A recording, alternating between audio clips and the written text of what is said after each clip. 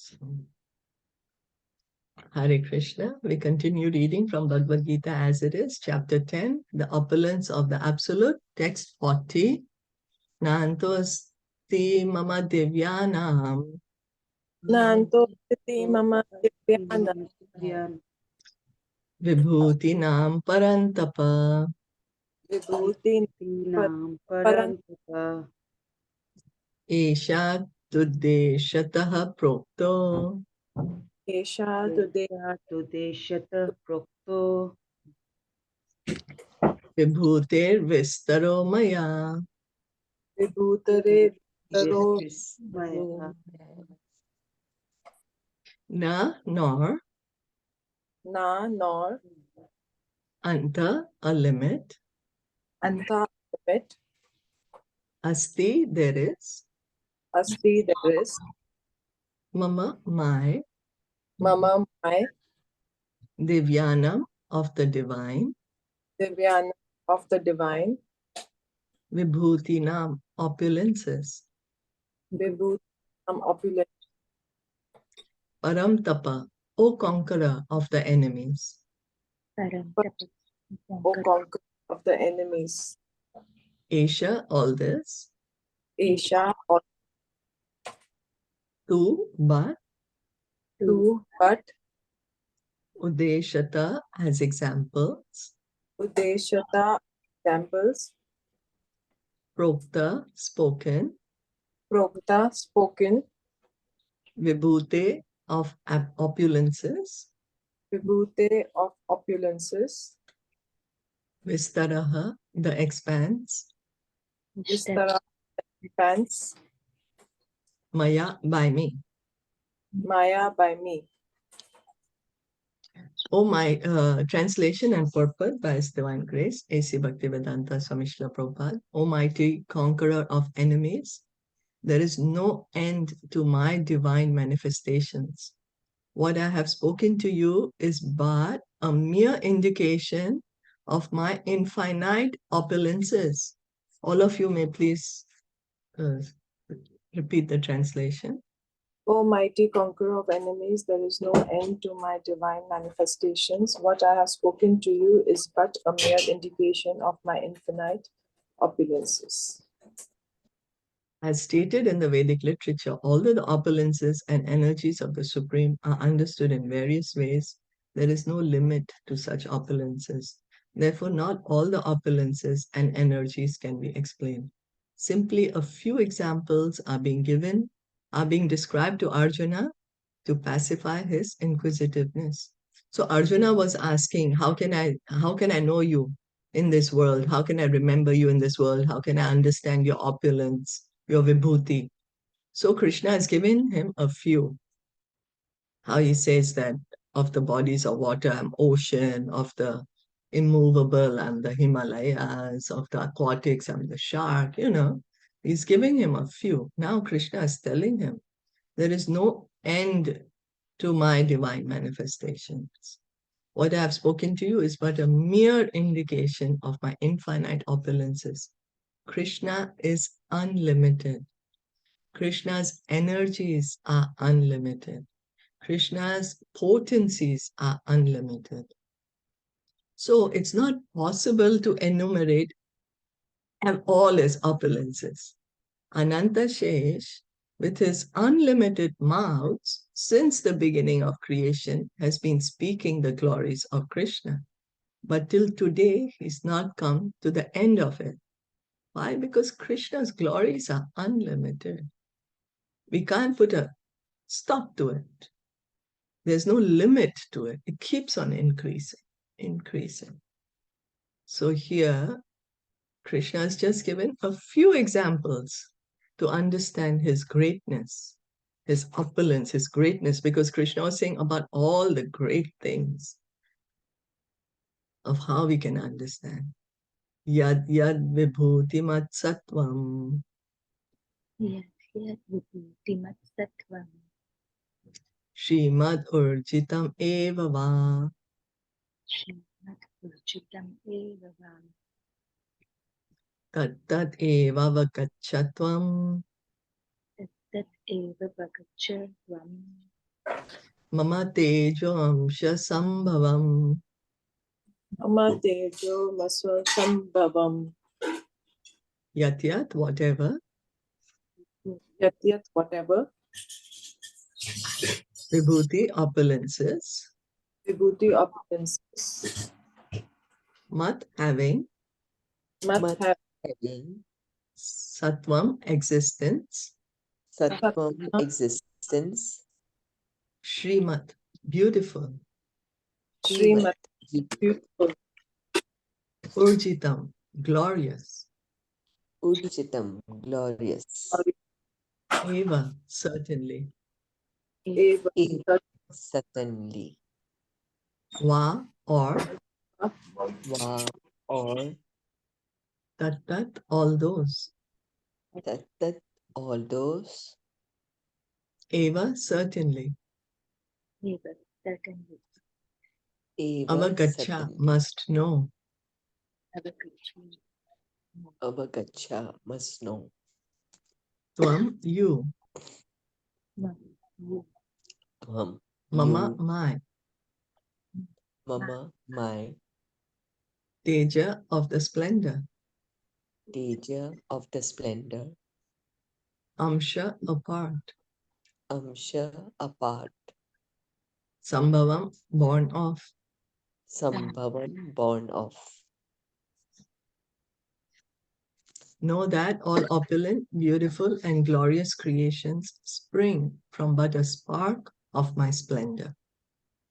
Can you Know that repeat? all opulent, know that all opulent, beautiful, and glorious creations spring from but a spark of my splendor. Any glorious or beautiful existence should be understood to be but a fragmental manifestation of Krishna's opulence. Whether it be in the spiritual or material world, anything extraordinarily opulent should be considered to represent Krishna's opulence.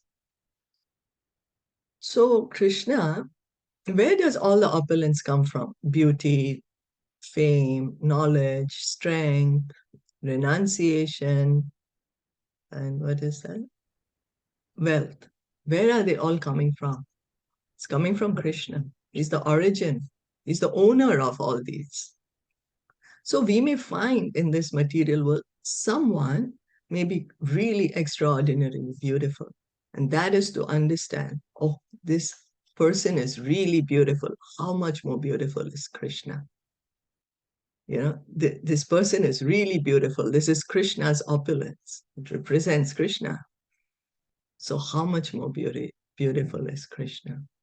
It's a fragmental manifestation of Krishna's opulence, whether it to be in the spiritual or material world. Or this one is so knowledgeable. So how much more knowledgeable is Krishna? You know, this one is so strong. How much more strong is Krishna? You know, so we get attracted to personalities. Oh my God, wow, so beautiful. And then, but this Krishna is saying just a spark of my splendor. How much more beautiful is Krishna? Athava bahunaitena Athava bahunetena kim gyatena tavarjuna kim gyatena tavarjuna vishtabhyaham idam kritsnam vistabhyaham idam krishnam ekam shena sthito jagat. ekam shena stito jagat. But what need is there, Arjuna, for all this detailed knowledge? With a single fragment of myself, I pervade and support this entire universe. The Supreme Lord is represented throughout the entire material universes by entering into all things as the Supersoul. So Krishna is omnipotent. He is omnipresent. How is he omnipresent? He's entered into every atom of the universe as the Paramatma, as the Supersoul. The Lord here tells Arjuna, there is no point in understanding how things exist. in their opulence and grandeur. I'm sorry, we didn't read this. Athava or Athava or Bahuna, many. Bahuna, many. Etena, by this kind. Etena, by this kind. Kim, what? Kim, what? Gyatena, by knowing. Yatina, by knowing. Tava, your. Tava, your. Arjuna, O Arjuna. Arjuna, O Arjuna. Vishtabhya, pervading. Visthabhya, pervading. Aham, I. Aham, I. Idam, this. Idam, this. Kritsnam, entire. Krishnam, entire. Eka, by one. Eka, by one. Amshena, part. Amshena, part. Sthita, am situated. Sthita, am situated. Jagat, universe. Jagat, universe. Um, you can read the translation. But what need is there, Arjuna, for all this detailed knowledge? With a single fragment of myself, I pervade and support this entire universe. So Krishna is saying that this Paramatma feature is just a single fragment of him. This Paramatma feature of Krishna by which he's entering into every atom of the universe is only a single fragment. He's saying a single fragment of myself, I pervade and support this entire universe. So is, if Paramatma, who's all pervading, is just a single fragment of Krishna, oh my God, how great is Krishna? The Lord here tells Arjuna that there is no point in understanding how things exist in their separate opulence and grandeur. He should know that all things are existing due to Krishna's entering them as Supersoul. So in the material world, we see so many things around us. Everywhere we see is things. We can never say there's nothing there. It's something or the other is there. We'll say, oh, well, there's nothing, then there is space. That will be a space. So how do we understand all this is existing? Because the Paramatma is there. If the Paramatma was not in this and in every atom, then nothing would exist. From Brahma, the most gigantic entity on down to the smallest ant, all are existing because the Lord has entered each and all and is sustaining them. So similarly, even we, the living entities, we are remaining in our body, we are able to, the soul is able to be in the body because the super soul is there, because the Paramatma is there. In each and every. So the Paramatma is also there in the heart of Brahma, and the Paramatma is also there in the heart of the ant. And each living entity is able to sustain themselves in their body because the Paramatma is there. There is a mission that regularly propounds that worship of any demigod will lead one to the Supreme Personality of Godhead or the Supreme Goal. But worship of demigods is thoroughly discouraged herein, because even the greatest demigods like Brahma and Shiva represent only part of the opulence of the Supreme Lord. So some people say, oh, it doesn't matter. You worship Lord Shiva is the same as worshipping Lord Krishna, is the same as worshipping Lord Ganesh. But it's not. It's not. Because the demigods are also living entities. They are parts and parcels of Krishna. So they're representing only part of the opulence of Krishna. Like a tiny drop of ocean water is very tiny compared to the entire ocean, no? So even the demigods are tiny parts of Krishna. So what opulence they have, what benedictions they can give is also very tiny compared to Krishna. Krishna's, what benedictions Krishna can give. He's the origin of everyone born, and no one is greater than him. He is asamordhva, which means that no one is superior to him and no one is equal to him. So asamordhva is referred to only for Krishna. Asamordhva. Well, what does it mean? Asamordhva means no one is greater than him, no one is equal to him. We think Krishna, we are same like Krishna, or maybe Krishna is just a little bit greater than me. So what? Maybe he knows a few magic tricks here and there. But no, there is no one superior to Krishna. There's no entity that has more powers than Krishna, has more knowledge than Krishna, has more beauty than Krishna, has more wealth than Krishna, is more renounced than Krishna. Not only more, nobody even has equal as him. There's no like two Krishnas that, oh, this one and this one, he is same, he has same opulence as Krishna. No, only Krishna is there. And he's the origin of every. He's the origin. Lord Brahma also keeps repeating in his Brahma Samhita that Govindam Adi Purusham Tam Aham Vajami. You are my seed-giving father. You are the origin. So Krishna, because we may come up to Brahma, we do research work. Who's my father? Then we do research, my father's father, father's father, father's father. Like that, we'll come to Brahmaji. And then Brahmaji. So who's Brahmaji's father? Brahmaji is saying, Govinda. Govinda is my father. So we can see Krishna is the origin of everyone. In the Padma Puran, it is said that one who considers the Supreme Lord Krishna in the same category with demigods, be they even Brahma or Shiva, becomes at once an atheist. So why is somebody called an atheist? They are pious people, they're worshipping demigods. But why if somebody is thinking Krishna and demigods are on the same level?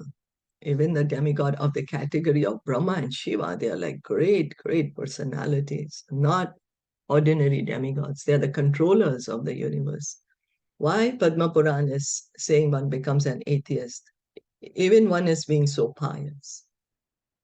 One who's thinking that Krishna is same as Brahma or Shiva. Why is that? Anyone?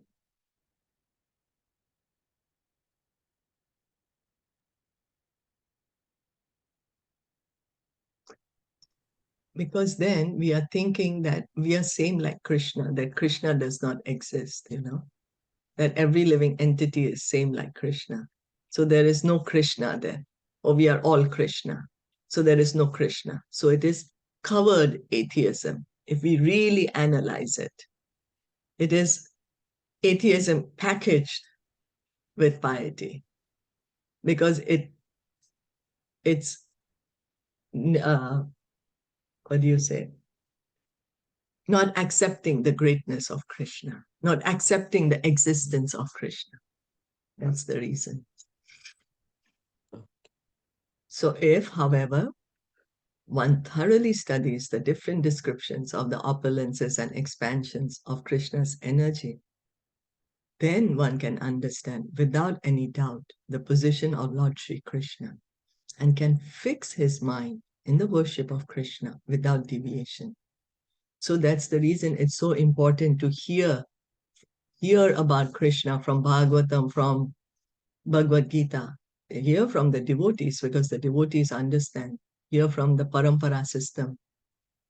When we are hearing Bhagavatam, we are understanding how Krishna is creating this material world, how this creation is happening, and Krishna is behind this entire creation. Then we will be able to understand, oh, there's no one else who can do this. It's only Krishna who can do it. Once we can understand without doubt of Krishna's position, then one can worship Krishna without any deviation, because then there is no doubt remaining in the mind as to the supermost excellent position of Krishna, of Krishna's position as the Supreme Lord. So the more we hear and chant, more we hear and chant, more and more we are trying to understand Krishna's position. And Krishna says, Janma karma chame divyam, you just try to understand my opulence, my activities, my appearance, and you don't need to take birth again in this material world. The Lord is all-pervading. By the expansion of his partial representation, the Supersoul, who enters into everything that is. So the Supersoul is a partial representation of Krishna. The Paramatma is partial. It's not complete that Krishna is only the Paramatma. No, Krishna has a feature of Paramatma, but Krishna is a person and he's doing so many other things. There's so many relationships happening. Pure devotees therefore concentrate their minds in Krishna consciousness in full devotional service. Therefore, they are always situated in the transcendental position. So what is the devotee doing? Always thinking of Krishna, always serving Krishna. This is what Dhruv Maharaj was just now saying to the Lord, that he wants to associate with the pure devotees. So we can see how the scriptures are very beautifully connected. You know, every morning when we are reading the different scriptures, we can see that all the scriptures, there is no contradiction. They're all very beautifully connected. Dhruv Maharaj was saying that he wants to be with the pure devotees who's constantly they are chanting and hearing the glories of the Lord. And that's why they're always in the transcendental platform. They're always in bliss. Devotional service and worship of Krishna are very clearly indicated in this chapter in verses 8 through 11. That is the way of pure devotional service. How can one attain the highest devotional perfection of association with the Supreme Personality of Godhead has been thoroughly explained in this chapter. So, engaging in devotional service, this is what is the highest bliss. Pure devotional service in the association of pure devotees. Because we are being with Krishna. It's on the transcendental platform. It's not on the material platform. Krishna is present there in his names and his pastimes. Srila Baladev Vidyabhushan, a great acharya in disciplic succession from Krishna, concludes his commentary on this chapter by saying, so Sri Baladev Vidyabhushan, he has also written commentary on Bhagavad Gita, and his commentary on this chapter, he ends Srila Prabhupada's purpose. The purpose that Srila Prabhupada has given is that he has taken the commentaries of so many great acharyas, Vishwanath Chakravarti Thakur, Baladev Vidyabhushan, and then he's given us the essence of all those purports, essence of all those commentaries, and given it us as his purports.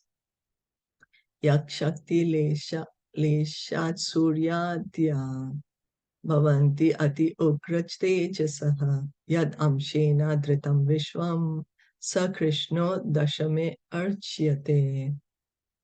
From Lord Krishna's potent energy, even the powerful sun gets its power, and by Krishna's partial expansion, whole world is maintained. Therefore, Lord Shri Krishna is worshipable. So the sun is what's maintaining the entire universe. Actually, if there was no sun, we wouldn't be able to sustain our lives here. And so where is the sun getting its power from? The sun is getting its power from Krishna. And by Krishna's partial expansion, the whole world is maintained. And so Krishna is expansion as the super soul. He's pervading the entire universe. He's maintaining the entire universe. And therefore, Lord Shri Krishna is worshipable.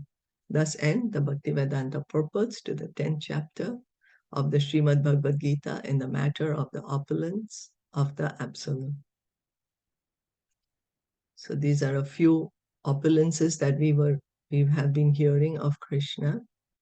And finally, Krishna says that I'm just supporting this entire universe with a tiny fragment. The Paramatma is just a tiny fragment of my splendor, you know. So how great is Krishna himself? So, are there any questions or comments?